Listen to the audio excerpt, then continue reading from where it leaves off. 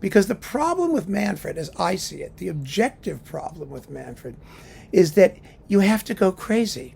You have to let the orchestra go crazy. You just have to go totally nuts and give up control and let it happen and trust your players to do it. You don't need to add extra tam-tam shots like Toscanini did, or, good God, Andre Previn in the dullest performance ever. And he adds like extra percussion at the end of the first movement, which only shows off how dull the rest of it is. You don't have to do any of those things. You really don't. You just need to do exactly what Tchaikovsky wrote. Exactly. And I think it's going to work fabulously, but no one to date has done it. So I'm curious to know, what works do you think no one has quite gotten right yet? You love them. This is the thing. You love them. You love them. You have many recordings of them. You know what you think is missing, and you've yet to hear it.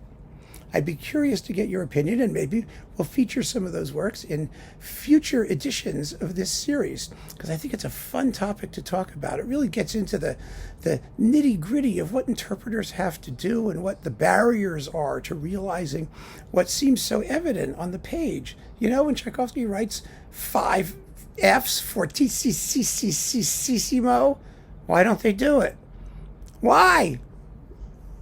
Go figure. So keep on listening, friends. Thanks for joining me. Take care.